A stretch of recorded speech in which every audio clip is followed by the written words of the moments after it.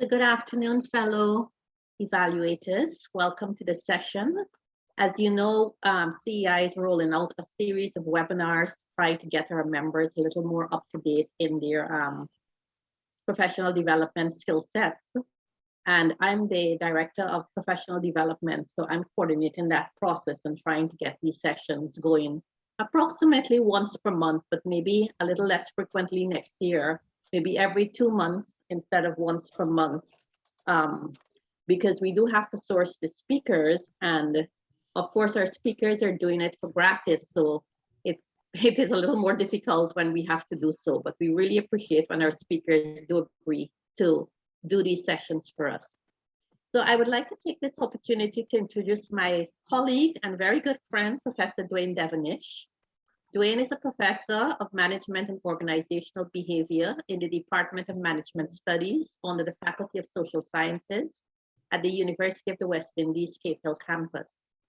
He possesses a BSc in psychology from the University of the West Indies, Cave Hill campus, with first-class honors, and an MSc and PhD in work and organizational psychology from the University of Nottingham, United Kingdom, with distinction. His main research interests include organizational behavior and psychology, work-related stress, health and wellness, human resource management, and strategic planning. Dwayne has a wide cross-section of scholarly journal publications in the aforementioned areas and has completed at least 100 organizational and industry-level research projects, consultancies, and technical reports covering a wide range of management issues, including job satisfaction, employee engagement, employee performance and productivity, service quality and customer satisfaction, strategic planning and management, and workplace wellness. He was also the lead author of the National Workplace Wellness Policy for Barbados, and he is co-author of our book, Nuts and Bolts of Research Methodology, from Conceptualization to Write-Up. So this is our book, in case you're not aware of it as yet. I think I've shared it with you on some previous occasions. So I'd now like to introduce Professor Devonish, who has graciously agreed to come and share with us this midday. He's a very busy person. Here, the title professor, so you know that he's had several meetings already for the morning, but he's still here with us. So welcome, Dwayne. Thank you, Dr. Prasad, and it is indeed a pleasure to be here. Let me first extend my gratitude to the Caribbean Evaluators Association for this invitation and for the platform to present on a subject that is very close to my heart, I think to all of us. Because I think we as researchers and evaluators, we have all felt the load and the burden of the COVID-19 pandemic, not just on our personal lives, but also on our professional obligations and functions as researchers and evaluators. And over this, I think we would say probably 19, 20 months of going through this pandemic, we had to think outside the box.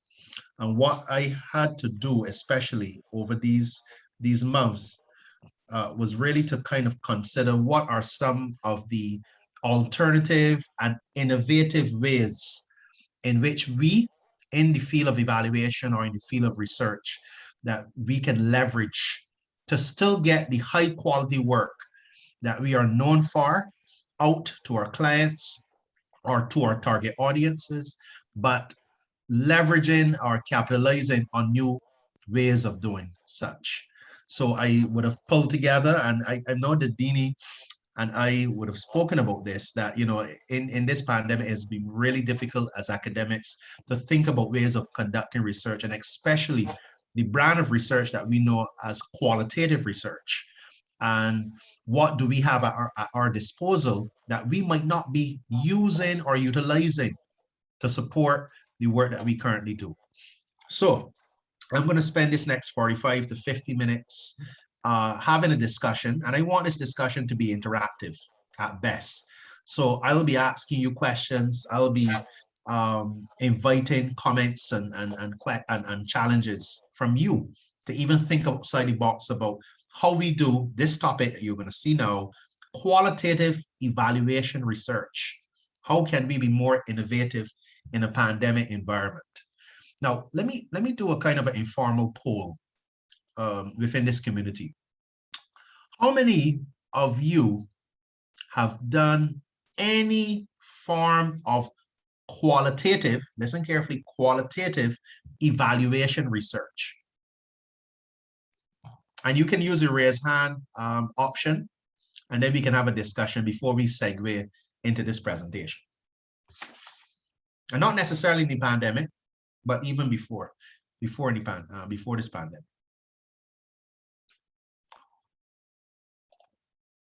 Okay, so we have Jeanette, Melissa, Susan. Okay, let's begin with Susan. Susan, you've raised your hand. Tell me a little bit about your qualitative journey in evaluation research. Okay. Welcome. Thank you, Dr. Devonish. What I can share is that I have done, and I prefer, in fact, qualitative research. I have done a lot in terms of focus group discussions, key informant interviews, and have quite enjoyably so, I would add, done some outcome mapping work where I've had role play done with persons in terms of, really reflecting on what the change is that they want to see and so forth. And that was extremely effective.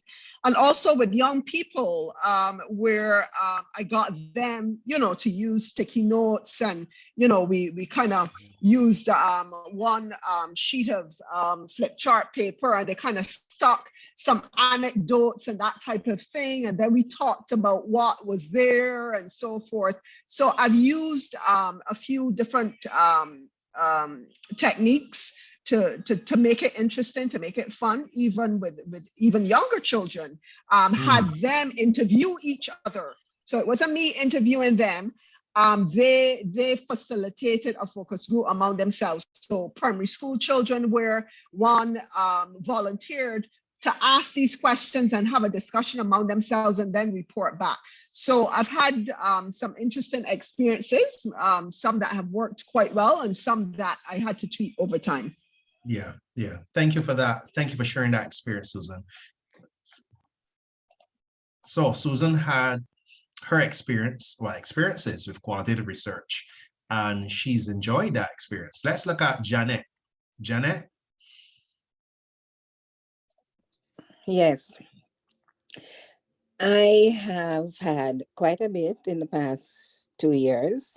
One was a major evaluation. The other were monitoring, results-oriented monitoring projects. And I've used mostly online platform meetings, groups, or key informant discussions. I actually had to mix a little quantitative with one of them because of the nature of the project. And in that case, I engaged a local, she still did it by telephone, but I engaged a local person to do that, design the questionnaires, and then sent them to her, mainly because I thought that because she would be interviewing fisher folk, regular community folk would have to explain more. The accent being the same as theirs would also have helped. It was in Barbados, actually. And so, and that really worked very well. But we've had great, what would you call it, success using telephone and Zoom meetings and WhatsApp. One thing I can tell you though, it takes much more doing than if I were in country. But, and I was one particular one, I was doing evaluation of a project that I'd run for 9 years. And The comment at the end of all of it was that they felt as if I had been in the project room for 9 years. So I don't think it Wow. dilutes the information you can collect. Exactly. It's just how hard you go at it. And you also have to read a lot more. Yes. Yeah. Yeah. Thank you for that experience, Janet. That is essentially rewarding, I can see. Interesting. All right. So I'm gonna segue into this presentation in looking first at how we define evaluation research in general. Now, clearly, what I've heard, I don't think we have novices in the room. I think people, the community that I'm actually somebody said preaching to the choir. I'm convinced that I think we know about evaluation research and generally the basics. And I just want to take this time to kind of refresh those basics though, because as the last commentator highlighted, that when you shift from one modality, let's say face-to-face, to a new modality like an online WhatsApp group or online bulletin board or Zoom meeting, even though we are essentially doing a different modality, the essence of qualitative research or the essence of evaluation research should really still stay the same. So we still have to go back to the understanding of what is evaluation research, because there are a lot of critics, let me tell you, out there who are bent to broadside a lot of these new technologies that we have, even in this pandemic environment. There are many that would go as far to say that, when you use these technologies, you corrupt the process of qualitative research and blah, blah, blah. But what I want to get into in this presentation, especially through discussion with you, is to show you what has evolved over the years with other methodologies, including qualitative research. That if you think about it, when we look at ancient Egyptian societies where we had hieroglyphics that were used. Think about it. These were used as devices, literary devices in science, in religion, in public spaces. And you think about it. This is how they communicated originally, almost like in their own social media space. And I keep telling people, but when you think 1,000 years from now, so when we go 1,000 years into the future, you think that when they look at 2021 in the pandemic, they'll be looking for hieroglyphics? They'll be shocked at the Facebook Messenger, because that will be just ancient stuff for them. That'll be things that you will be, you will be so sensationalized about the way that they were using memes. For example, a meme will be like a hieroglyphic. And I keep telling people that we can't expect that society is evolving. Culture is evolving. The ways in which we communicate are evolving. And our own devices that we use to perform and conduct evaluation research is stuck in a holding pattern. Those tools and techniques have to equally evolve with the times. And that's why I want to kind of refresh the community here about what is evaluation research, so we understand that using these modalities does not necessarily mean that we are corrupting or compromising our validity or veracity of our findings. Now, the kind of research that seeks to evaluate an applied program, a project, or some intervention. Essentially, we know the basics of evaluation. We know we have emphasis on process. We may emphasize impacts, or we may emphasize outcomes, or all three. Now, whether an applied intervention has fulfilled its intended objectives, the journey of the implementation process and the experiences of the stakeholders and the parties involved, whether it's as I said, the impacts and the outcomes on a target audience or group of audience, we realize that evaluation research can rely on a combination or exclusive methods within the quantitative and the qualitative spaces. I've heard the last commentator, I think it was Janet, making the point that she started off with an evaluation, which I guess over time had to adopt a quantitative spin. So it pretty much would have taken on the shape of a mixed methodology, because there was a need to go to find out more information. And that was something that actually I experienced in this pandemic when I was doing some research for the Ministry of People Empowerment here in Barbados. This is a ministry that deals with what we consider to be older people, elder affairs, and at-risk communities. And what they were concerned about was the effects of the pandemic on the elderly. And they wanted to evaluate essentially their services systems. So they wanted to look at their community care programs. They wanted to look at the healthcare system, especially geriatric facilities for the elderly. They wanted to look at elder abuse legislation and the absence thereof. They wanted to look at the physical infrastructure, whether there were those facilities were sufficiently accessible, especially for elderly with physical disabilities. So they wanted all of this material. So it was essentially evaluation in the sense that they were looking at existing programs, services that they were delivering long before COVID, but now COVID has stepped in. They wanted to know whether certain things would have changed. And I invited to them that, okay, so you're telling me that you want to look at these services and you've identified your population. And I said, but what about the demand side? Because we're looking at the supply side. We understand that we have services that we want to change, but would it not best also be served through the perspectives of the older people themselves? And they said, but how can we get to the older people in this pandemic, Devonish? How can we get to the older people? The older people don't have Zoom, that we can do Zoom focus groups. The older people don't have WhatsApp. And we're talking about people in their 70s and 80s. Mind you, there are older people who are becoming a bit more acutely involved in this social media that we call the Facebook and the Instagram and so on.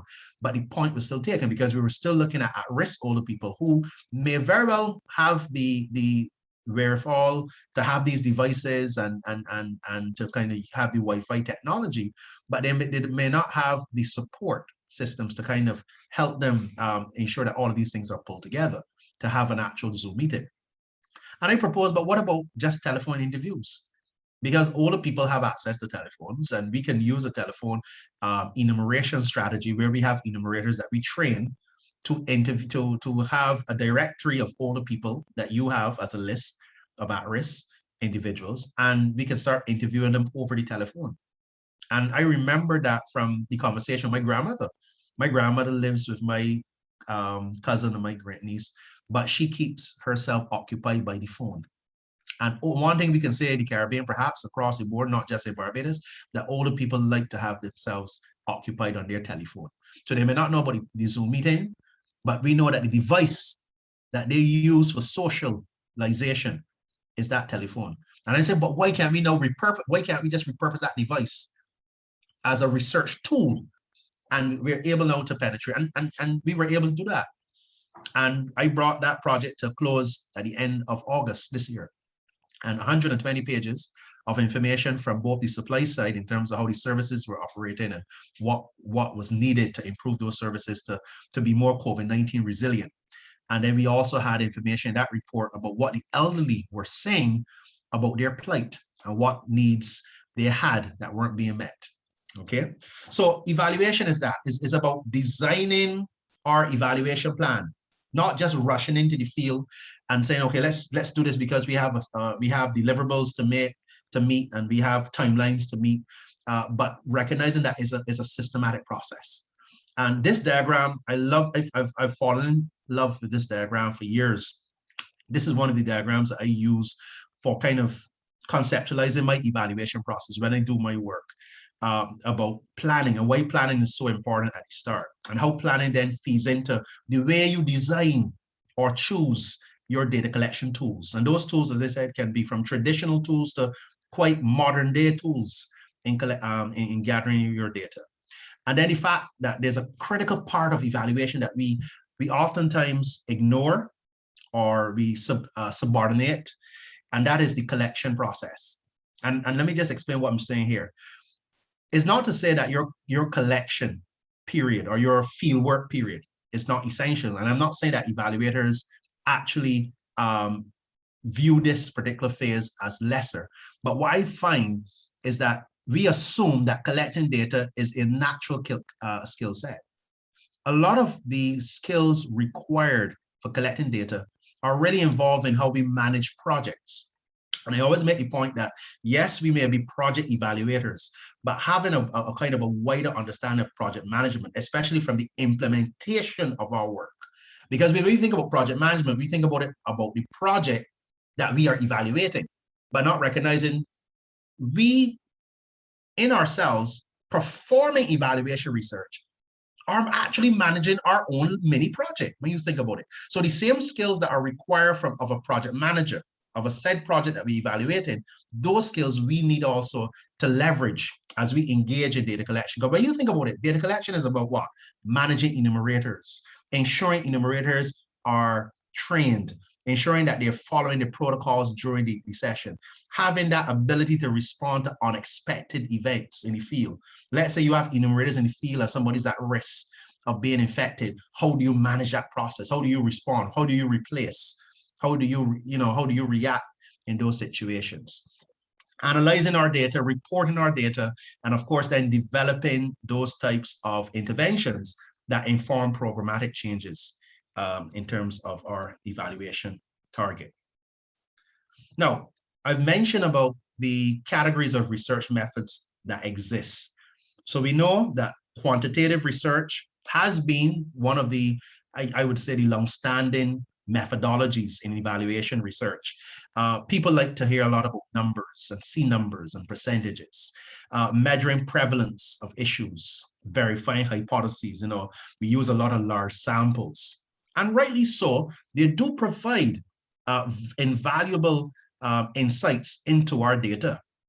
But then on the other side, we have our qualitative approaches. Qualitative, as you know, looks at the reality or the world differently from how quantitative research looks at it. Qualitative research is about exploring and discovering meaning, how people assign this meaning to their experience. When I was thinking about that elderly project, a lot of the research that the client wanted to do was heavily quantitative. They wanted to look at numbers and statistics, and I provided that data. But then I was able to demonstrate to the client, if you're going to look at the demand side, especially from the older people, you want to know exactly how they interpret their experiences. What is it that they are facing in their lives that may be different and unique from another elderly resident, perhaps in the same community? And they were able to see things like, for example, something as simple as living alone and being at risk. Actually, living alone has placed many of our elderly residents at risk of elder abuse, not from family members, but even from neighboring residents in the community members that you think that you can trust, who would go into houses, get elderly pension checks and abuse them and misuse them. And a lot of that came up from the qualitative research. And people were able to use that data. When I say people, the client, the ministry was able to use that data to say, look, we need to have policies in place. We need to have legislation to protect the elderly, especially for those living alone. We've interviewed police officers who were able to share their experiences going into community, doing surveillance, and realizing that there were a lot of elderly people who would actually die, passed away for days and months, and no one in the community had seen it fit to check in on these elderly residents. Now, that's something that I necessarily would not get from a survey. So we can't discount the experiences of the qualitative side, because even though people will criticize qualitative research as it's not generalizable, qualitative research, when it first came out, and I reminded my students, I think last week, when I was doing a session on qualitative research at the university, that qualitative research, when it came out, never made any promises about being the replacement for quantitative research to be the one to provide any generalizable statement. That was the actual principle underlying quantitative research. When qualitative research came out, it came out as a reaction that, yes, the numbers tell a story, but in qualitative research, what they cared about was to understand meaning and experiences of individuals, and typically individuals who were marginalized in society. And that is why the focus on qualitative research has always been on small samples, because they never made the assertion that, a sample that was small was meant to be representative. That's not their concern. Their concern is about their people who are marginalized, that we need to hear those small voices, those marginal voices on the fringes of society. And that's where having both methodologies in place in evaluation, I think, provide a much more comprehensive and balanced perspective of how we see what we evaluate. So by way of refresher, I just want us to kind of look at the contrast. So as I said, quantitative research has its place. The focus on statistics and mathematics, the reliance on evaluation indicators, where many of those indicators require some form of numerical description. So you would find that when we create our evaluation indicators, especially working closely with clients, a client might say, well, I have a key performance indicator. And that indicator is I want to look at the percentage of our younger people who passed through this training. How many or what percentage of them were in a position to be employed in the private sector? Because there may be a program to improve employment in at-risk communities in Barbados, and their focus is on the numbers. Now the trick is that you're focusing on what percentage, and if you get for this year 60% of your throughput of those who've attended this program for the last 5 months, that 60% were able to secure employment, you might say, well, that's success. So you measure success by numbers, and that's the way quantitative research will approach its evaluation exercises. But that is valuable for some, and depending on your objectives, you can actually sell the success of a project. Now, many argue having that quantitative exclusive side kind of undermines what true success looks like. And qualitative research, especially being used as part of a mixed methodology, provides that side that quantitative research cannot capture. We talk about the subjective views and commentaries and perceptions of our stakeholder participants. I'm going to give you an example of a study I did a few years ago for the Attorney General Office. This was originally the Ministry of Home Affairs, but there was a switch. And what they wanted was to look at the at-risk communities, so-called at-risk communities in Barbados. And they wanted to get some stats on, where the crimes were and whether these at-risk communities were very, what we call red hot. Red hot in the language of the Attorney General Office means that they're totally high numbers of crimes, high levels of unemployment, drug offenses, that would flag for a criminal justice system. And I was saying, but why not look at these communities from a different perspective? Let's see what those young people are facing. Let's find out what are the challenges and how we can tailor solutions, customize bespoke solutions that can meet those challenges in those communities. Would you not have a different outcome? So, and they agreed, they conceded, they said, well, Devonish, that's true, because at the end of the day, it would help us best to find out exactly what they experience. Because oftentimes when we talk about at-risk communities, those labels are foisted on these communities, You don't go into free. I came up in what would be called an at-risk community. And typically is at risk because that's not defined by the community, Essentially, that's defined by some governmental institution or structure. So typically these labels are foisted by external parties on these communities. And what we found using qualitative research, evaluation research, was that a lot of these communities understood the crime much better than the police, much better than the Attorney General Office, much better than the criminal justice system, because a lot of them were able to share those experiences authentically. They were real, as people would say, and that's what happens in qualitative research. There's an authentic, sorry? Oh, this is something popped in here. Right, thank you. There's a genuine reflection that comes out from, interviewing people in their own spaces.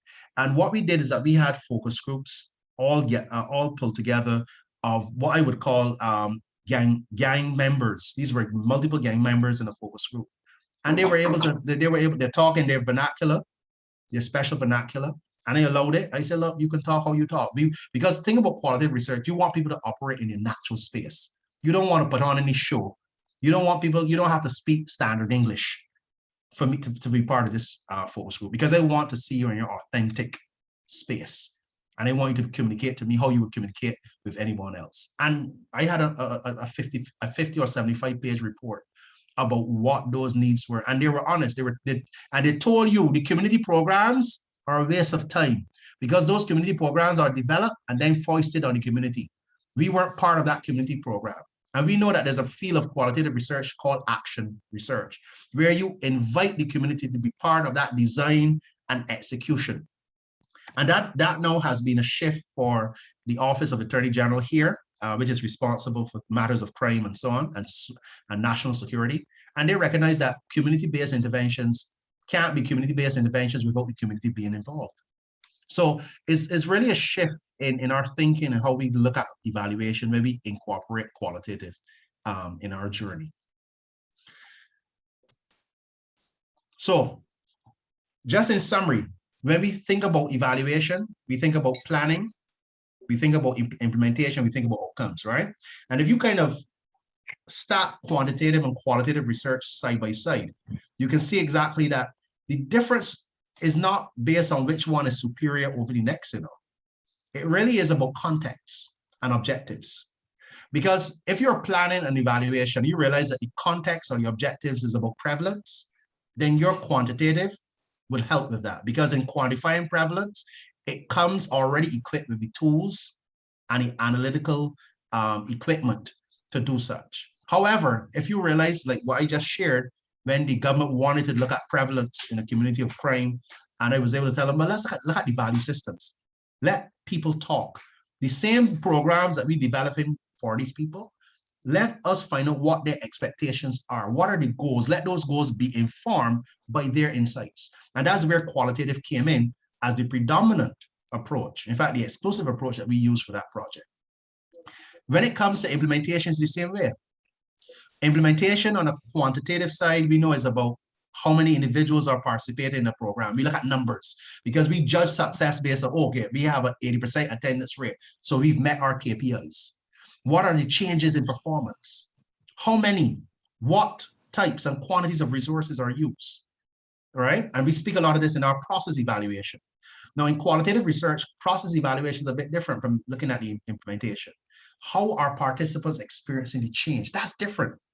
That's invaluable because I can have 80% attendance rate, but 80% of those people attending might feel detached from this whole experience. They may feel that they are just being talked down to in an environment where they feel that they should be more actively involved.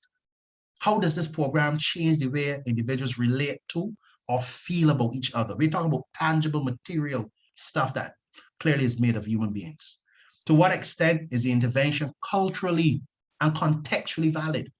I've seen so many missteps that we've made in the Caribbean where, and I said this in the previous forum, and I wouldn't be scared to say it again, a lot of politicians especially, we tend to make a lot of decisions based on expediency and not based on science.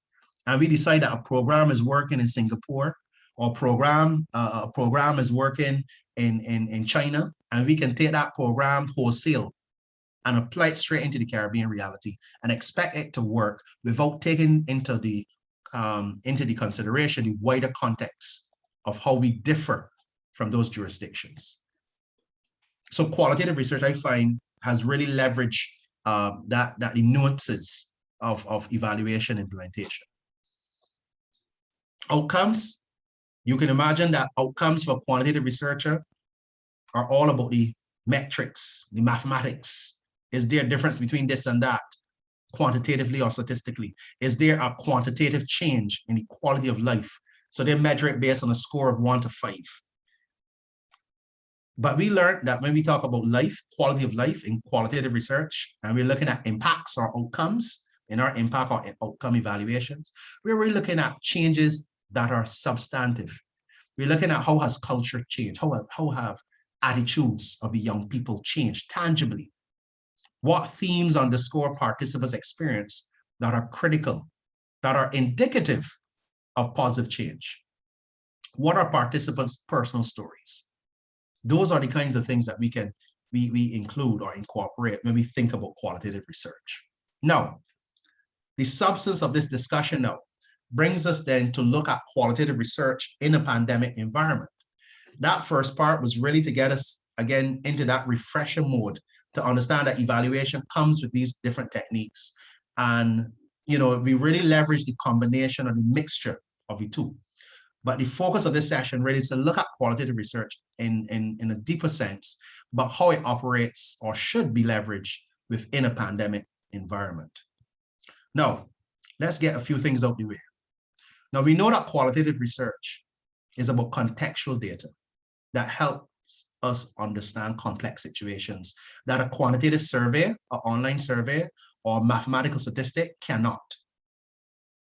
Qualitative research is one of the biggest complements to quantitative research in explaining the why and the how to get at a story, okay, behind the quantitative findings.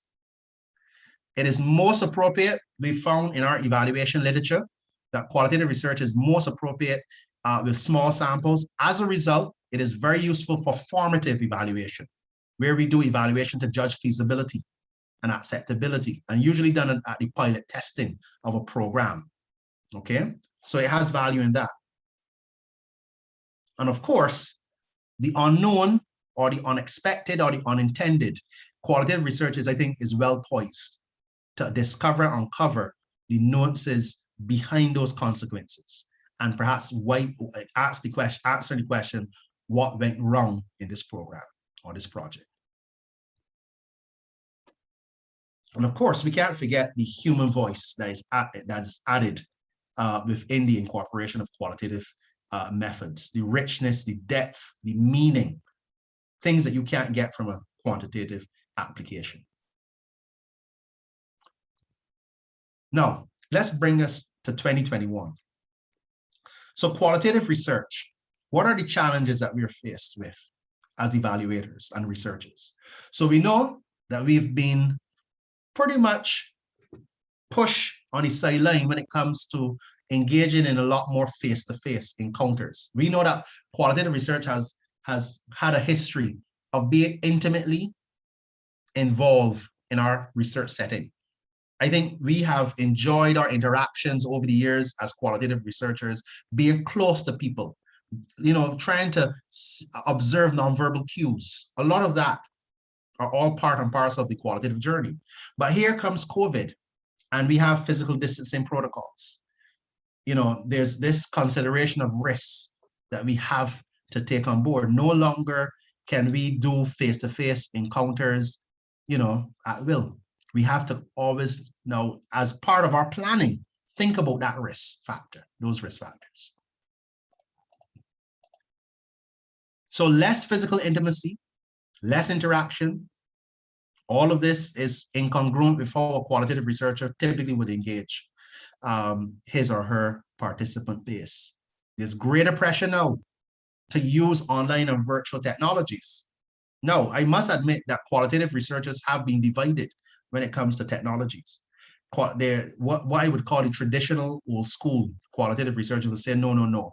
I've always been taught that the true research instrument is not the tool itself, but the individual, the human evaluator. And those tools can easily be replaced or supplanted. Modern day qualitative researchers take that mindset, but they go further. They say that these tools themselves can actually be just as meaningful as the human evaluator. We've seen, and you're going to see here in this session, especially where I've read an article once, just recently actually, about the use of memes and how memes represent the new hieroglyphics. And when you see a meme, that it is a kind of is described as a unit of cultural information, just a picture that you can look at and you can pull so much meaning from. So let's get some reminders going. Qualitative research is immersive, is intimately connected. That's the philosophy behind qualitative research with your research setting and your participants.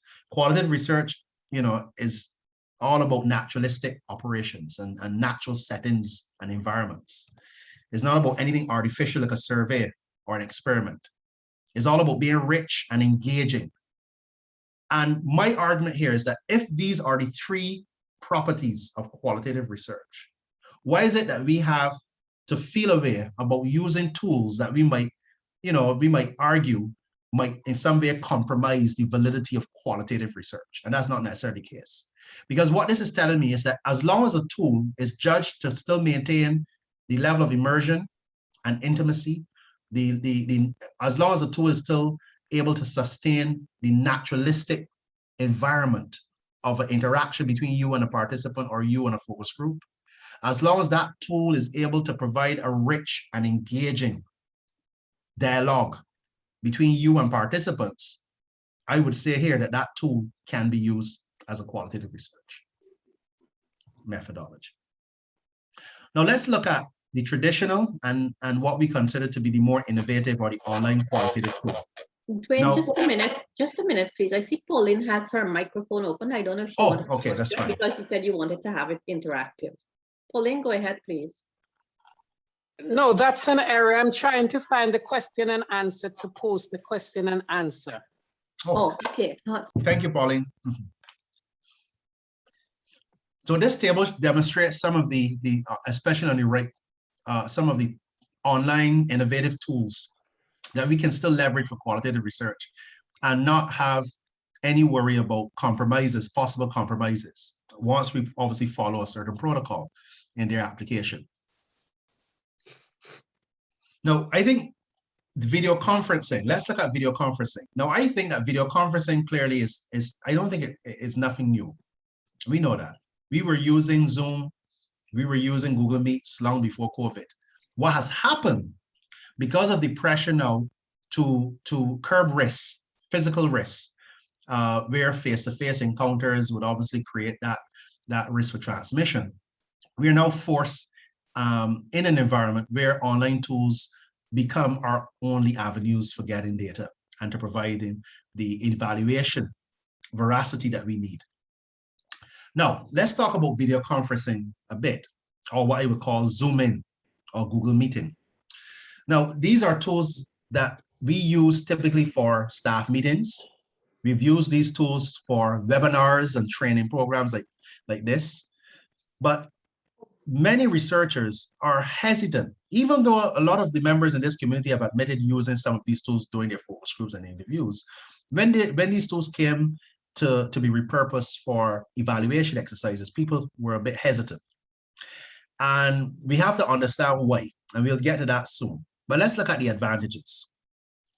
Now, these technologies, if you think about it, let's go back to the criteria of qualitative research, things like immersion and intimacy.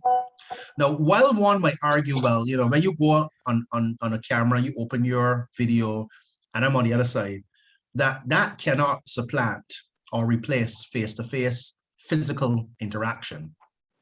Research literature is steep of data findings that demonstrate that those researchers that actually use these tools were able to engage their participants as if they were in the same room. One study I found, for example, found that 80% of the participants who were being engaged by a qualitative researcher in an evaluation actually said that these tools were very user-friendly. Now, they made certain disclaimers or caveats. Obviously, one of the caveats is that you need to understand that there is the requirement of computer literacy, and not every participant would be literate in the use of these tools. I found myself in classes still at the university where I have to be imploring students to use the raise hand function, and they say, well, sir, I can't find the raise hand function. But once you overcome that hurdle, many have argued that they're quite user-friendly. There's also a level of convenience that these tools have afforded. Think about it. We are now in a facility, a platform where there are evaluators across the world. Now let's imagine this was a face-to-face affair. You have to then struggle across the Caribbean in terms of costs. Let's forget COVID existed. You have to pay for hotel to get here to Barbados to listen to this session. You got to think now about transportation to get to the facility if it's at the university is being hosted. So a lot of those things are cut out. When you think about convenience, we can sit in our living rooms, and many of you might very well be in your bedrooms or your pajamas and listening in to a session. Now apply that to a research environment. Let me think about qualitative research as being naturalistic. What is more natural than that? What is more natural than sitting down in your bed listening to something? What is more natural than someone coming on the screen and seeing someone? We had this long before. We had Skype. Yeah. We had our video calls. We have to understand the point I made earlier about how we looked at the evolving variables, the evolving nuances of language and communication, how those particular factors have changed. Our tools, our methodologies also have to evolve with the times.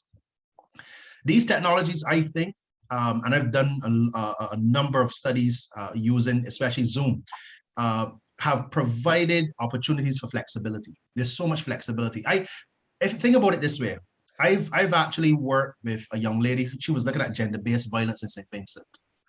And she wanted to do some focus groups in St. Vincent where she would have a physical space, and the women at this time who were considered to be at risk for gender-based violence in their families and communities were asked to come to these particular sites physically. Now, people actually were caught, and this was before COVID, sorry, so let me contextualize that. People were saying that they felt uncomfortable coming to face-to-face. Now, this is qualitative research, because she thought it would be natural to be face-to-face discussing a subject as sensitive as gender-based violence.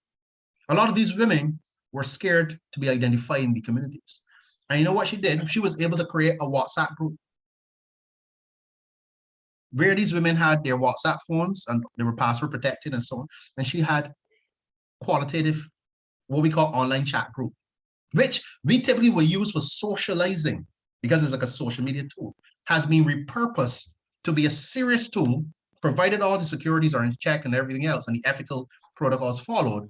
She was able to leverage that to get data. And I argue that was more natural than that. What is more natural than that? So it's almost like repurposing our minds to understand that what we thought years ago when we were thinking about face-to-face being the most natural, we have evolved past that. They're Gen Zs, you know, people who were born after 1997, who can tell you that they will be talking to a partner, a potential romantic partner on WhatsApp, have never seen this individual, but all they've been, and they develop a friendship and a relationship. Was more natural than that. We have to get away from bastardizing and demonizing things like social media and saying social media is this and social media is a tool. Social media is a tool. It's like a knife. You can use it to stab somebody. So when we talk and we worry about, I was talking to the government locally here about the vaccination program. And I told them, I was on a local radio show that we call Brass Stats. And I said, you asking young people to go to the government website to get factual information to stay away from social media. But the tide of social media is such that it would make more sense that if you're saying that this social media is a space of misinformation, why not bring the war to social media? Because a young person is not going to take himself or herself out and go to a government website to look at legitimate information.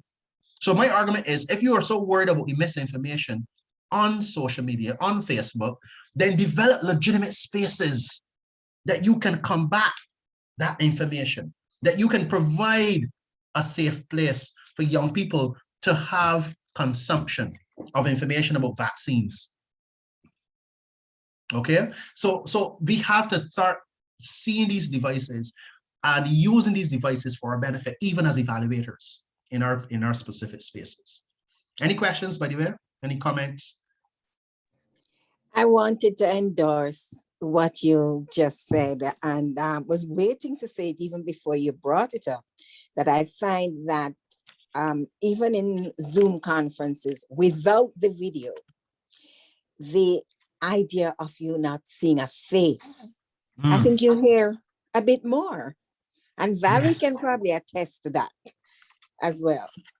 That you, from people you've never spoken to before, you can hear everything that you wouldn't capture in quantitative or necessarily capture. And it also goes for speaking with focus groups as against speaking with key informants or just individuals, where you get more because in groups people feel they can't say everything. Yes. So and they identify, they can, yes, and they don't want to be identified. And very recently, Valerie and myself experienced being told that somebody who wanted to know why we couldn't have group meetings after a debriefing session was trying to name Who my could have gosh. told us what?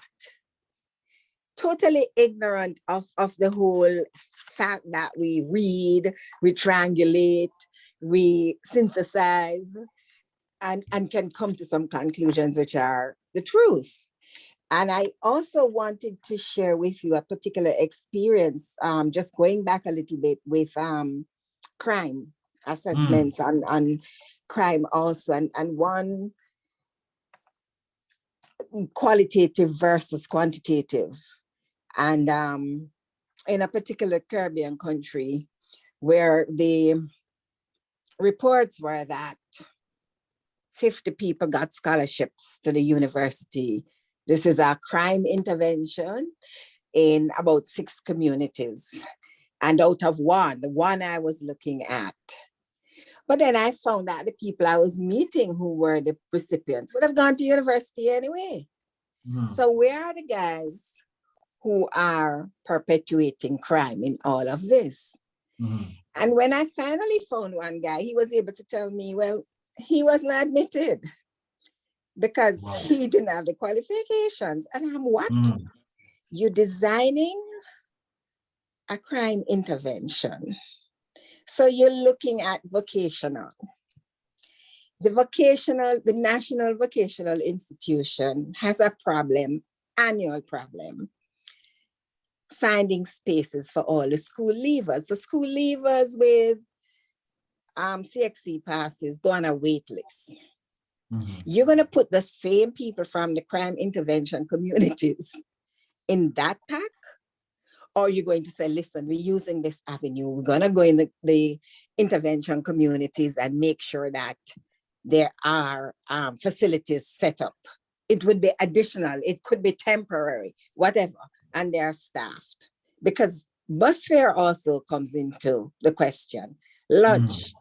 So it turns out that the crime perpetrators were not involved in this at all. And I dared to say it in a presentation of my findings. And I had to just sit down and close my mouth because I'd probably get rude because hell popped open with people defending. And I'm like, but the crime intervention has not worked. And that's one of the reasons why. So the qualitative, a lot of people are scared of it. Not the evaluators, but persons on the side of being evaluated do not like qualitative. Yeah. And you made an interesting point in the middle of your discussion there, because remember when you highlighted the fact that there were people who felt even more comfortable and natural in their environment to have their cameras off. And that's something that we've discounted, as a disadvantage for what we had construed years ago as natural in a face-to-face setting where we had at-risk young people, at-risk women who were at risk of gender-based violence in their communities. You're asking them to come to these facilities, these pavilions, to be identified by other people, by the way. Now Zoom, now you're vexed, you're upset with Zoom, but Zoom offers that option. If you don't want your camera on, you can turn it off. Not only that, we are forgetting, Zoom allows you to change your name so you can have anonymous names in Zoom. When I come to a physical environment, and by the way, I'm not discounting that face-to-face, of course, is critical, but I'm trying to highlight that when we try to bastardize online modality innovation, when we try to kind of stymie the development and the evolution of qualitative research through the tools that exist, we do injustice, because these platforms provide us flexibility that face-to-face environments cannot. Exactly. But let's talk about some of the... Yes.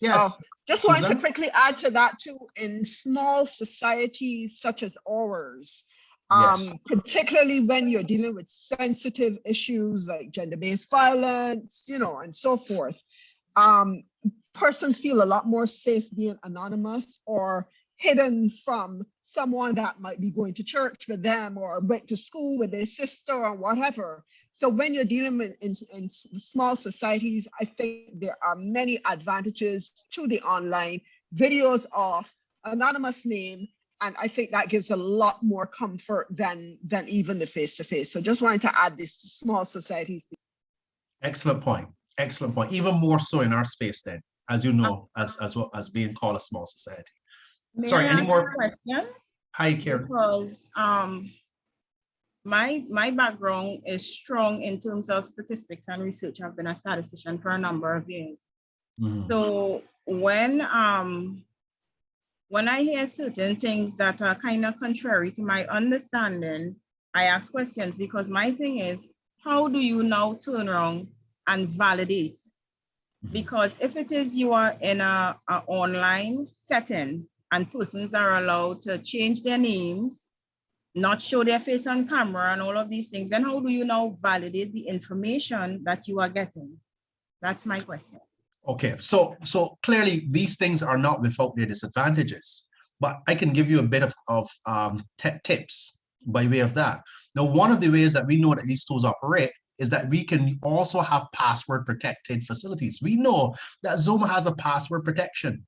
For example, for my class, and Dr. Prasad can tell you, there are some classes or some sessions that you, because it's a closed community, you would assign passwords only to individuals through some avenue, whether through email or some form. And those people obviously who sign on, you would obviously be those persons who have access, who've had access to those passwords. We have rating rooms set up. We have ways in which you can validate. For example, there's a technique that I've seen being used for validation in Zoom, where you can actually send something a private message. So you would send like a let's imagine you work with gender-based violence, and you would have given the women a particular code, similar to when you go to Western Union and you collect money, that there's a question, you know, to ask about a question. And if you say the correct answer to the question, you know that this is the individual. These are additional validation tools and checks and balances that you can put in the system and still maintain the anonymity that is required. Okay.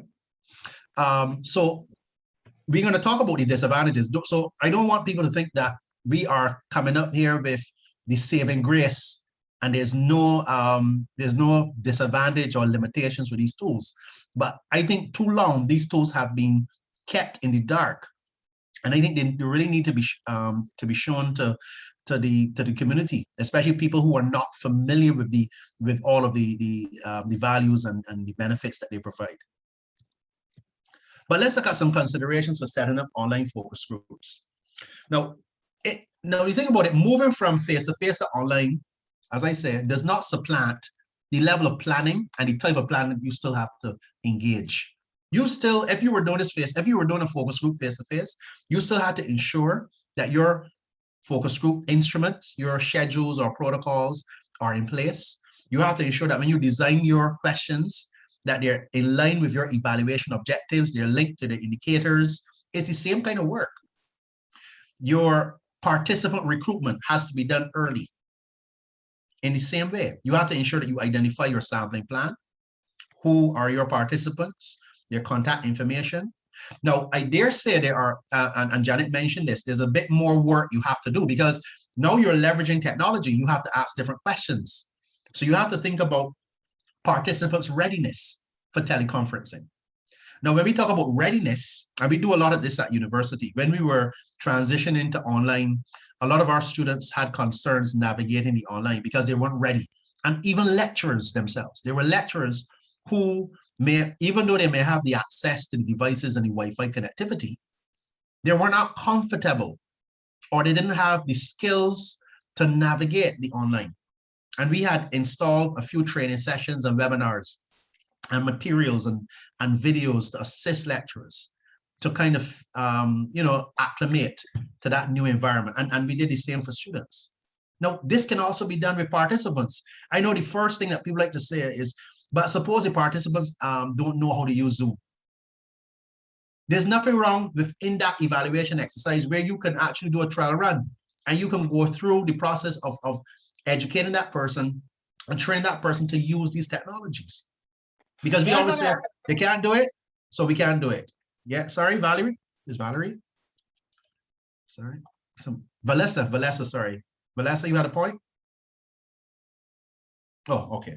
So when we think about using these tools, clearly there's still conditions that need to prevail. So we need to judge things like their readiness, and readiness is a function of their ability, their willingness, and their comfort levels, those three things. So do they have access, which is ability? Do they have access to things like Wi-Fi connectivity and to devices that would allow this to happen?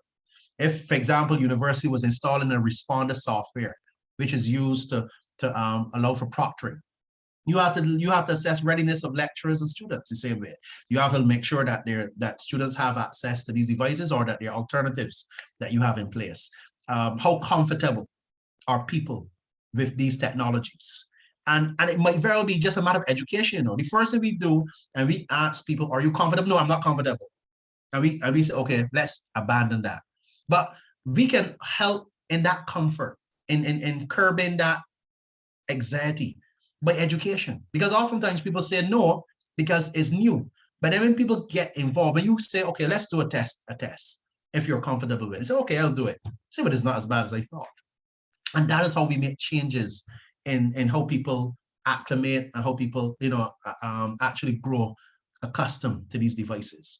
Many years, I can tell you, at the national insurance here in Barbados was trying to get the elderly to transition from the pension checks, the physical printing of pension checks, to using, the bank, because they wanted to kind of convert into wire transfers, where they would transfer retirement and pension funds to elderly individuals' bank accounts.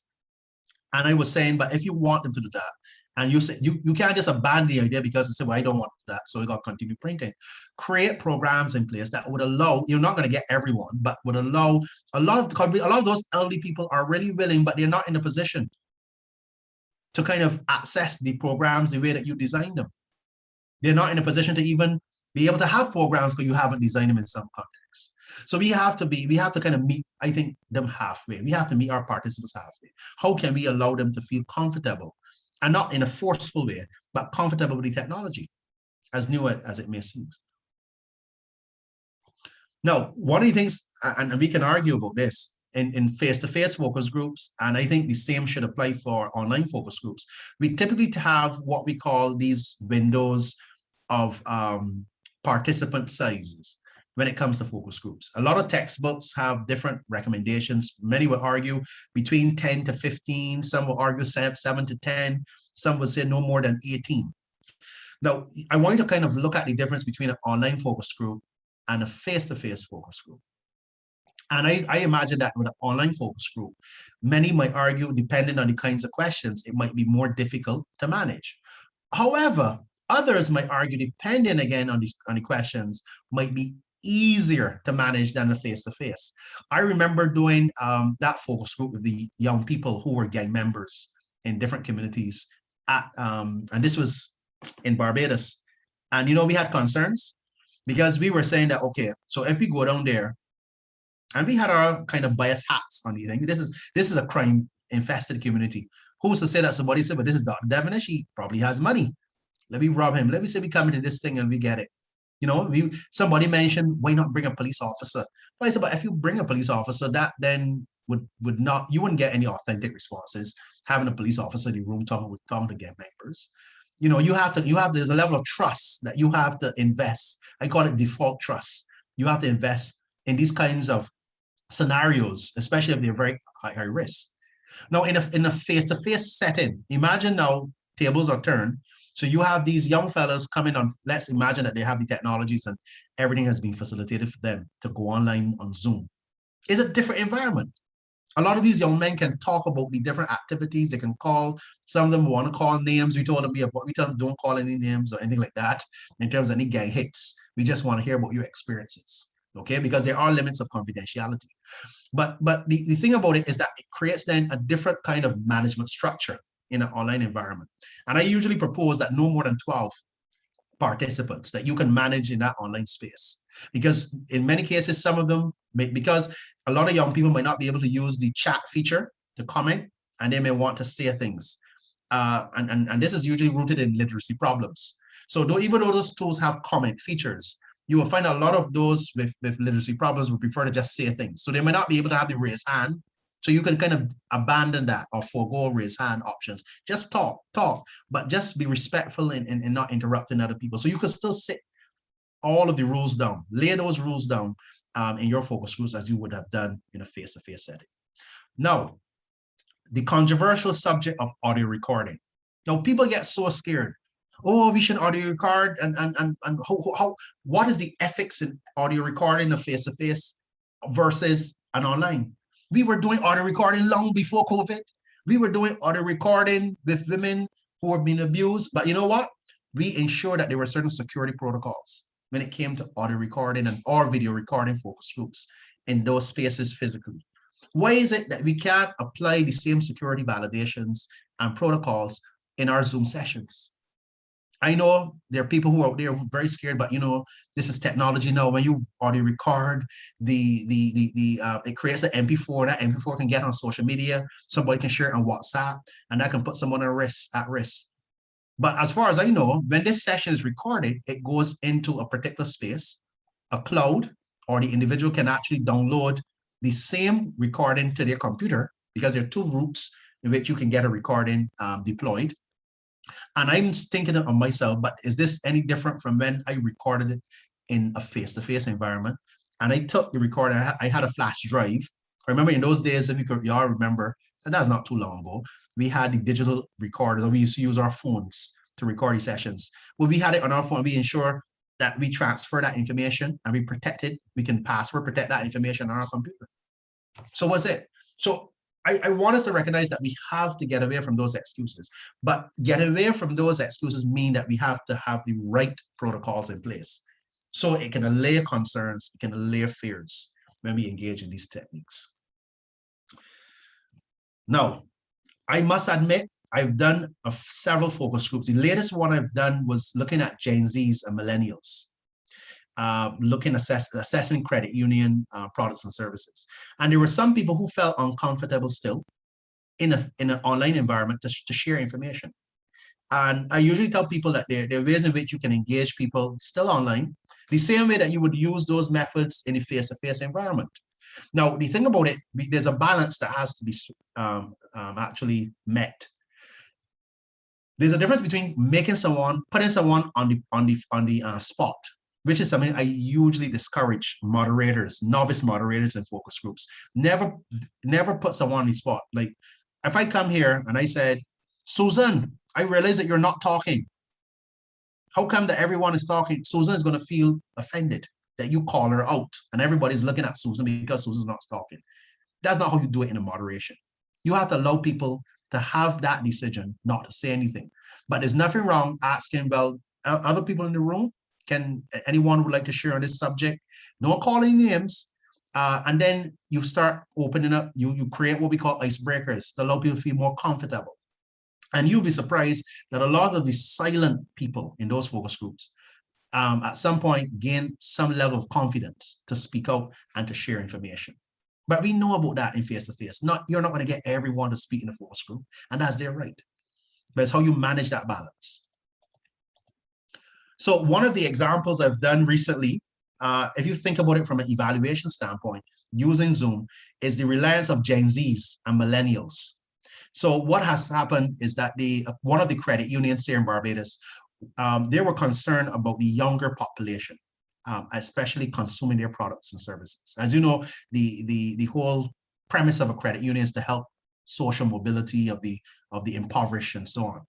And they realized that a lot of older people have patronized the credit union for years because of legacy. And they came to me and said, well, Devonish, I want to find out about the Gen Zs. And for those, I think you're all familiar with these generational titles, right? A Gen Z is someone, I think, is born just after 1997 or 98. A millennial, I probably would be a millennial, anyone from 1980, up to that point of 1995 or so. So you have like between 18 to 35, 37, 40 will be a millennial. Not 18, that's 24 to 40. But essentially those under the age of 40. And what they wanted was that they wanted this year, it was earlier this year, to have a focus group, 2 focus groups, where I was able to ask questions about the products and services that they were using. These were actual consumers, by the way, of the credit union. So we were able to ask them about the loan services and the teleservices and so on. And they were able to share their views within those focus group sessions online quite eloquently. They were not in any way uncomfortable, and perhaps by virtue of their age, they were a bit more poised to the social media and the platforms. But we got so much information.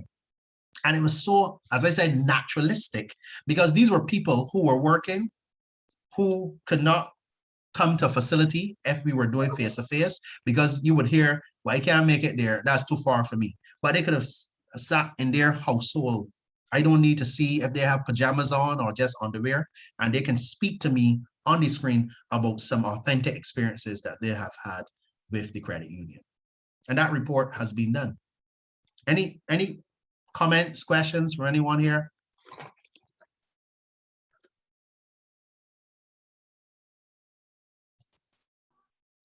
Hi, Canel, and then Yes, Susan. yeah.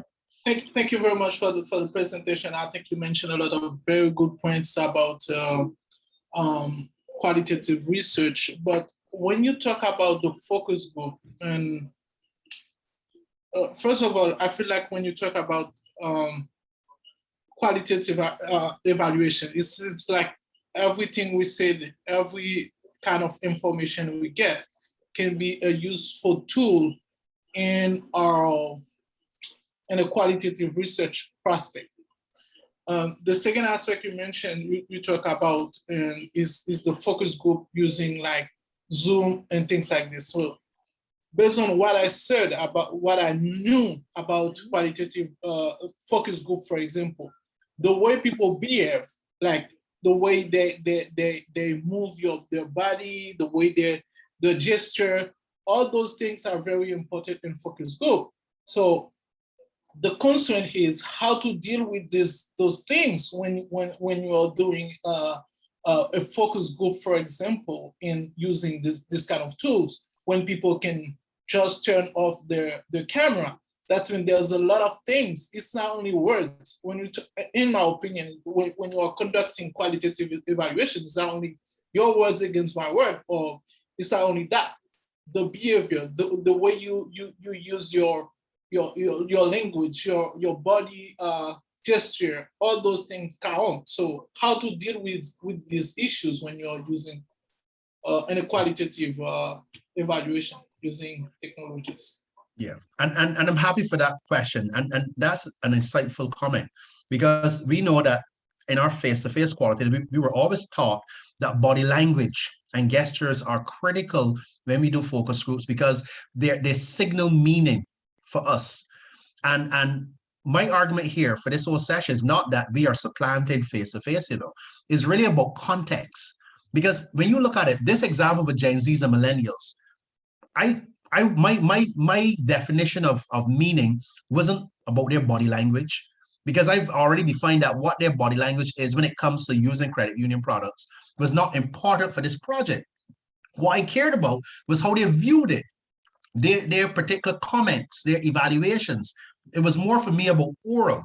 Now, you're correct. If I'm doing a different study where body language is critical, perhaps I'm doing a study looking at how men and women relate to each other, and I decided to have a focus group that is a mixed gender or mixed sex focus group. And I wanted to see how that interaction is as men and women speak about relationships and marriage. And that is valuable for me, because that is my evaluation indications or indicators of meaning.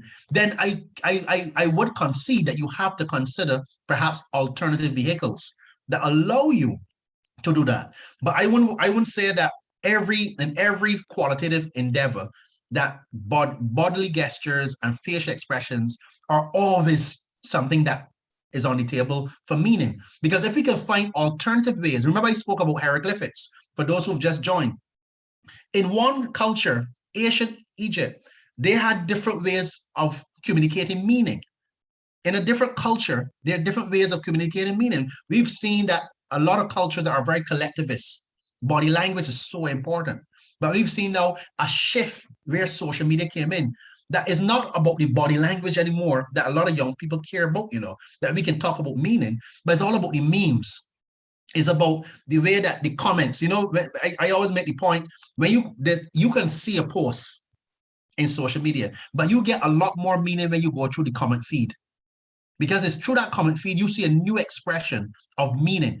And I think we cannot, we have to understand that qualitative research is evolving in the indications of what meaning is. And that meaning is attached to our society. And if we hold true to qualitative research being a reflection of society have shifted so far. And that's why I keep saying, what is more natural than these things now? Because we can't say, but these are new, because over time, they're going to be commonplace. And then something else would replace them 1,000 years down the road. So we gotta be kind of, I think, more open in terms of considering that. But I do concede, though, if you're doing a qualitative study where the evaluation, the emphasis is on body language because it's inherent in the objectives, then perhaps you need to reconsider the Zoom meeting and see if you can afford a face-to-face encounter to allow for that. Or if you think you can arrange it in a way where people can have their videos on and you're able to observe the videos, and the good thing about having it recorded, you can go and play back and see those camera expressions and the gestures and the nonverbal cues, then there you have it. But you have to make a decision what your units of meaning will be moving forward in any qualitative technique or tool you use. But thank you for that.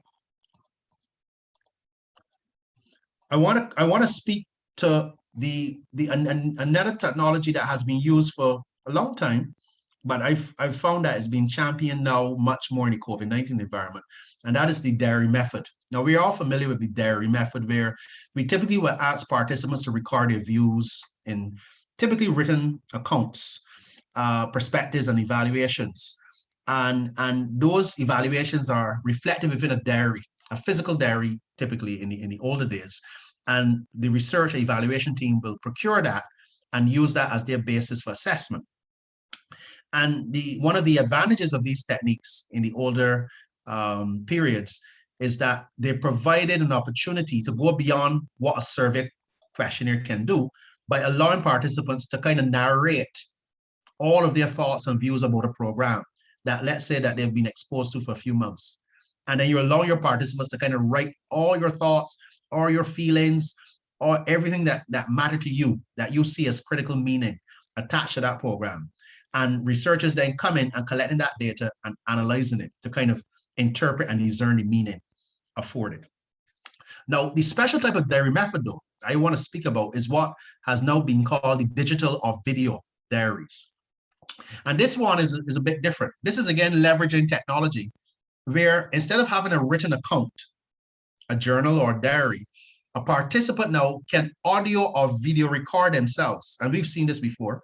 So you sit as a participant and you record yourself probably on a monologue on some issue, talking about an issue. Perhaps it can be responding to questions that were posed to you. Now, I find that this is useful. Let me give you an example of a study that I did. There was one where I was doing some focus groups, and there were two people who were uncomfortable. This is online. And they said to me, but I would prefer to do a one-on-one. And we were trying to connect weeks after, but the times were not, they were not gelling. When I was busy, that person was available. When I was available, the person was busy. And I say, you know what? I'm going to send you the questions, but I want you to do a kind of a video recording as if you were talking to me, responding to these questions. And they were able to do that, and they sent it to me through a Google Drive link. And it wasn't nothing sensitive that it was problematic to be unethical or anything like that. And I was able to kind of watch that person and put that person side by side to other persons who would have gone before them in a focus group. And I'm telling people that, we can't be rigid anymore. We have to consider that there are different ways that we can get data. And the person was quite comfortable because they didn't have any time. And then there are people, if you remember, there are people who, even in a one-on-one, they even get so cold and frozen. And they say, look, I can't handle this, Devonish. I can't handle you talk to me. I prefer to go away, and I can do a recording, and I can send you the recording to the questions of the answers to those questions that you're asking. And that's quite fine. And you find in a pandemic environment, that is okay because people are anxious, people are nervous, people are stressed. And sometimes people express more in a monologue, in a video setting, where they can share that information afterwards in some format, like an MP4, that I can then use as my basis for qualitative evaluation analysis. So think about a study like this from an evaluation standpoint with digital videos. So imagine a study in which you have asked a group of remote students at a university who have been exposed to a new assessment method or software. Let's say the university had to install a Respondus software, which is a software used to kind of provide proctoring support for lecturers, so that students have to be on webcams and complete the assessments. But you want to know exactly from an evaluation standpoint, what are the implications? How are students really seeing this? Now, you don't want to do focus groups. Students might say, you know, I don't want to, you know, I don't even want to get in a focus group because I feel the university might, you know, in some way ostracize me or victimize me. And we say, okay, let's do an anonymous recording. It doesn't have to be video, it can be audio. Tell me what your experiences are. We're going to give you a few questions. You go away when you have time in a week or so. You do that video diary or audio diary, and you send it to us confidentially. We will protect that work. And all we really want to know is from what students' experiences are with that new assessment software. What are the benefits that they're seeing? What are the constraints and challenges? What are the concerns? What were your first reactions? How will these reactions change over time? Now, here's the other thing about a video or digital diary. You can do this longitudinally. In a sense, you can do this in a prospective way where the student can do that video diary at the beginning of the semester, at the middle of the semester, and then at the end of the semester, end of term exams, end of semester exams. And you can kind of track how that experience has shifted.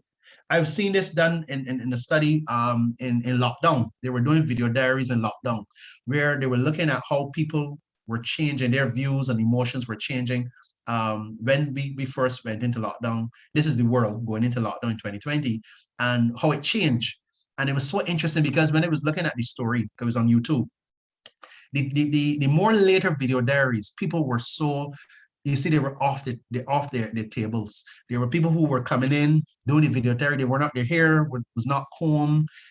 They looked rugged. You can see that the pandemic had really placed a toll on them.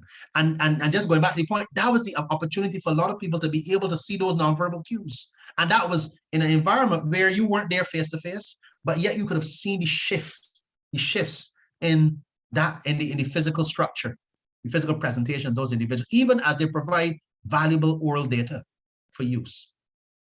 Any questions? Any questions from the community?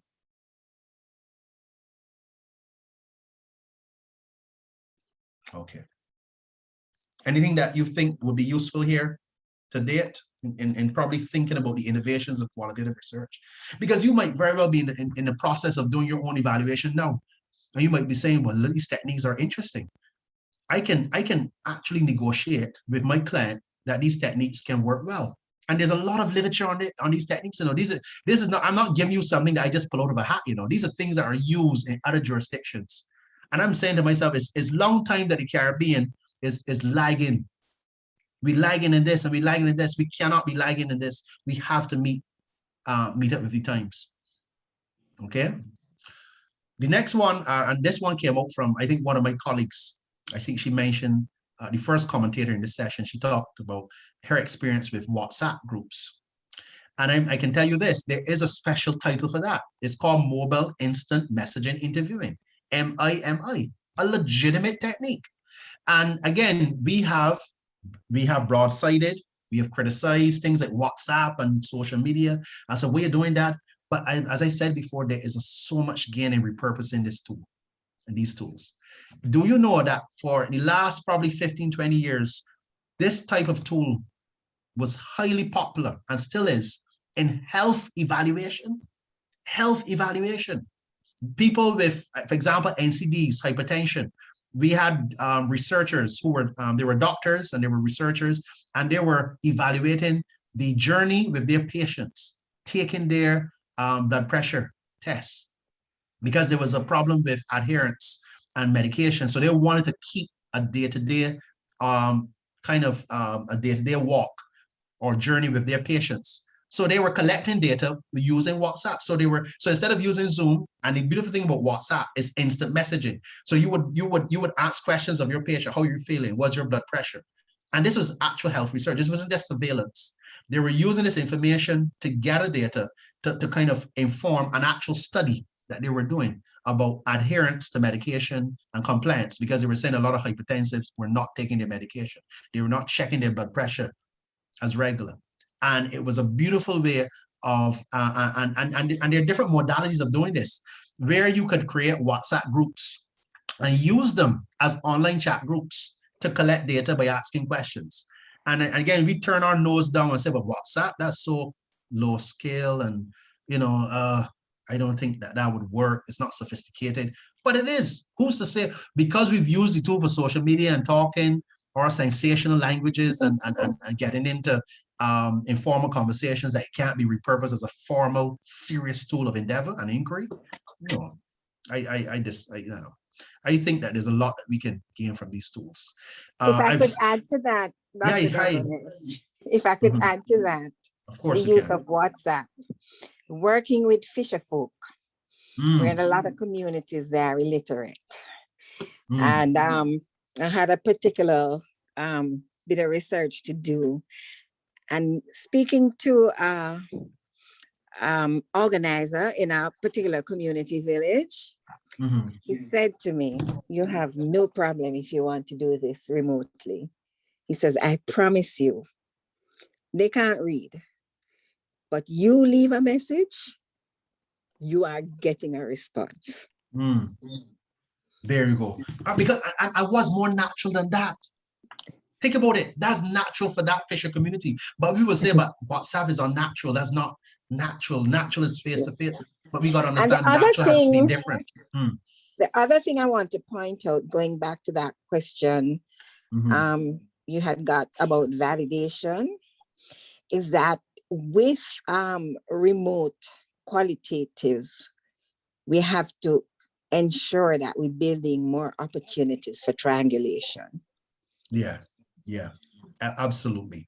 And we know the value of triangulation, because when people come up to us and say, but how can you validate, or how can you justify using WhatsApp exclusively? Triangulation has provided then that perfect response. That triangulation provides the validation and the balancing, the triangulation that allows us to come in front of our audience and say that this data can be corroborated through these other sources. So when you want to talk about validity arguments and issues regarding veracity and so forth, validation then, or triangulation rather, becomes the route that you can take in moving forward in justifying and cementing your data. Now, let me give an example of a study that I'm actually working on with another group. This is looking at conflict resolution here. So there was a group of at-risk youth that would have undergone a 5-month conflict resolution program. So these are young people, and like what Janice highlighted, a lot of these young people have significant literacy problems. They left school very young. They were pretty much on the road by themselves. They're on the block doing what they need to do. And there was an issue with conflict resolution. And the government installed this 5-month program. And they wanted to find out, how can we keep track that this 5-month program is actually working, what we would consider to be impact evaluation, direct effects, okay, and not necessarily outcome, which is more long term. So they were looking at the immediate effects. And we were able to think about having WhatsApp, because we were able to realize that everyone had a phone. They didn't have a computer. A lot of them were using data packages, but some of them have Wi-Fi. But you know what? They were always on the phone. And we said, what's more natural than that? We were able to send questions and they were responding. We had a creative WhatsApp group. And then for others who felt uncomfortable, we had a private WhatsApp so that we could have WhatsApp them individually. And they were able to talk about their attitudes. They were saying that, I realized that the program was still working. I mean, I think one guy had indicated that he didn't fight as much with his sibling, because he used to fight with his sibling. Every time that she did something, he used to get very irate. and aggressive. And then we saw where there were gaps in the program, because a lot of the young people were saying, but I still feel this way. And we were able to kind of collect that data. That was all through WhatsApp. It wasn't through an online survey.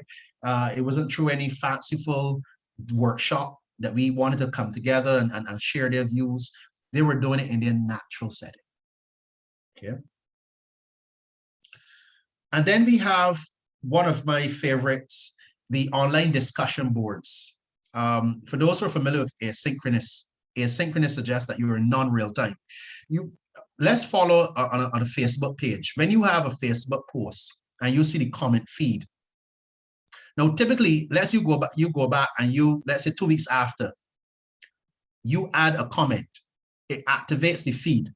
Now, that's a format of what we call asynchronous boards or posting. And it means that you can actually have, as a tool, listen to this, an online discussion or bulletin board where you can post questions and allow a community of people that you're interested in to populate comments to those questions. And weeks after, let's say you forgot about it, you could come and use that data because that was for a particular purpose for you to collect data. I am actually developing the National Youth Policy for Barbados. It's coming to a close now. And as part of the journey for the policy, I had to do some research on youth. And we were sending out an online survey. And quantitative research, online surveys, people, they don't like to complete quantitative surveys sometimes because it's so monotonous and long and so long-winded. And we had a suggestion from the team, the committee from government. I said, look, I have a Twitter account. Give me all the qualitative questions from that survey, because it was mixed with some qualitative questions. And she ran, listen to this, a Twitter, I don't know the fanciful vernacular, but it was similar to where you would submit something on Twitter and everyone who has a Twitter account can have the opportunity to post. Now that's asynchronous in a way. And she had that running for a week. A lot of people don't know, and I didn't know it at the time. When she had all these, I was saying, but how do I get all these responses? There's a particular tool that you can use with Twitter that allows you to download for a given community, because she created a kind of a closed community space. It's similar to like a private Facebook page. So there's like a private Twitter. But she wanted young people from all across the island to kind of respond to these questions. And we were able to use this tool to convert all that information into Excel sheet. So I had 700 respondents, all qualitative information from an online discussion board, more questions that I got from that than my online survey. And that was fed into the policy. Now, of course, we talk about triangulation. Now, you would imagine that I'm not going to only use Twitter for the policy, but we also use focus groups. We went into the at-risk communities and we had people doing physical interviews with young people. We did stakeholder assessments, but the Twitter was a perfect triangulated addition to everything, because then we were able then to cut across the landscape of Barbados to feed into a policy that has to be inclusive.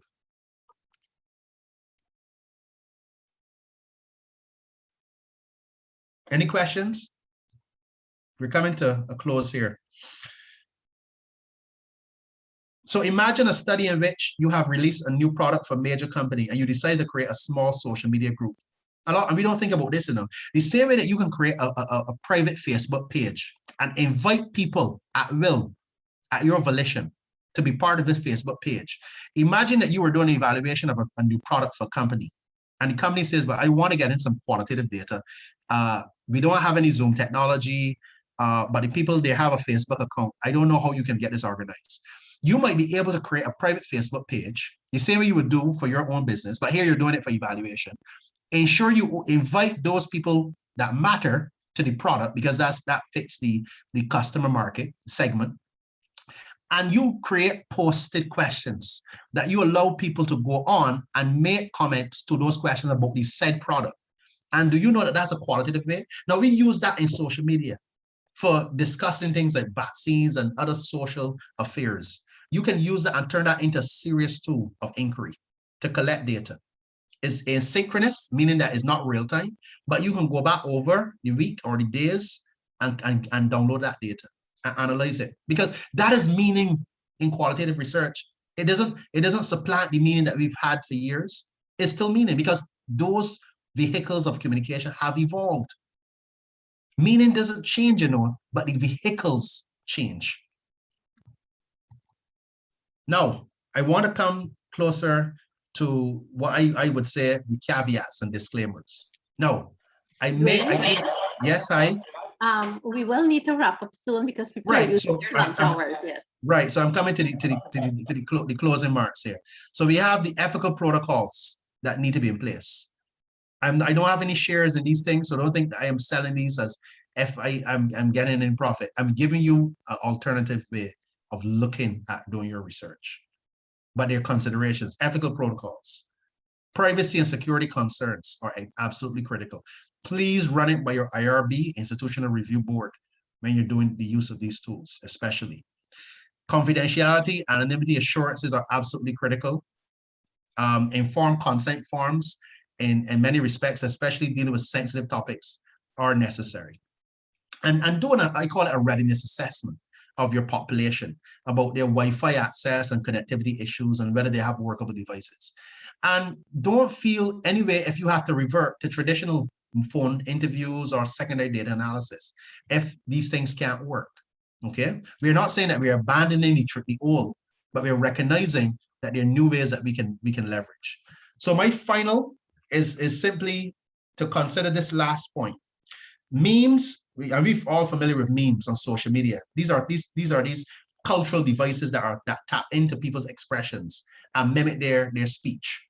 I'm doing some research now where I'm looking at the university experience at the University of West Indies. And and this is one of my qualitative evaluation questions in terms of in the pandemic.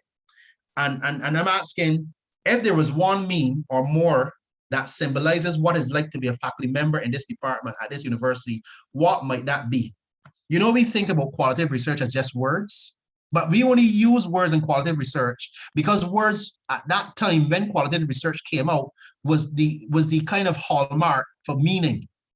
But watch this. A faculty member could send me this. He doesn't have to give me a full paragraph of how he's feeling, but tell me what this is communicating to you. Anyone?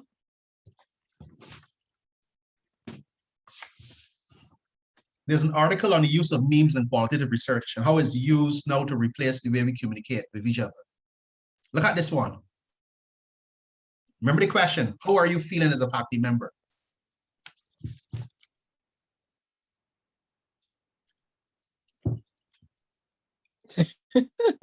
Picture, remember we use the point a picture is worth 1,000 words? And we forget about that. That these are the ways in which young people now are talking. Even older people are talking.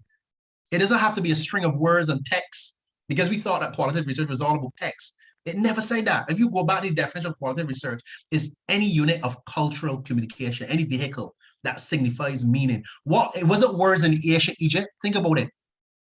It was hieroglyphics. So we're gonna get vexed because we're no longer using hieroglyphics. We're using this. We have to go with the tide. Last one. If there was one meme more that symbolizes your experience as a student. So this is a student in the pandemic. Watch this one. That's evaluation. Because that meme tells me a lot about how you're feeling, I don't have to look at your body language. I know exactly through that meme, there's a cultural expression. And look at this last one, and we close for today.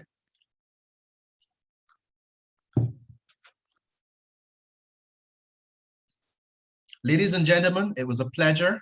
I'm sorry that we've gone over probably 2 hours, but for something like this, we really have to do justice. And again, I offer my gratitude to the association for this opportunity. Thank you, and I pass to my chair. Thank you, Professor Devonish. It was great. It was really interesting, greatly appreciated. Those of us who have stayed have really learned a lot. Even I learned some new techniques that I was not aware of. So we really thank you because we know that these things are voluntary. You get no compensation for it, but we appreciate the fact that you're willing to share with the evaluation community as well and help to build the skills in the evaluation community. Colleagues, just remember next month on November 17, we have Anne-Marie Brown and Susan Branca Green, and they're going to be speaking on how to establish a consultancy business. So we hope we'll be seeing you at that session. And then we have our board member, Ivan, in December, and he's going to be speaking on another topic, but I'll send you those details as we come closer to them. So Professor Devonish, once again, thank you so much for being with us today. We really appreciate it. And thank we'll you. be calling on you again in the future, since you're doing such a great job. All right. And it was a pleasure again. I have to leave, but I will share my material with you for the association. Thank you so much. Thank you. Be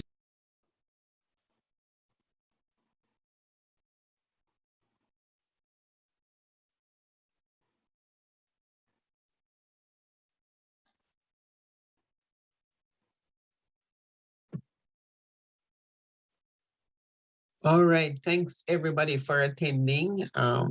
Our guest went offline. Bye. See you next month. Thank you for the participation and the attendance and the interaction. Hi, everybody. Yes, and as Bye. usual, it will be on the YouTube channel.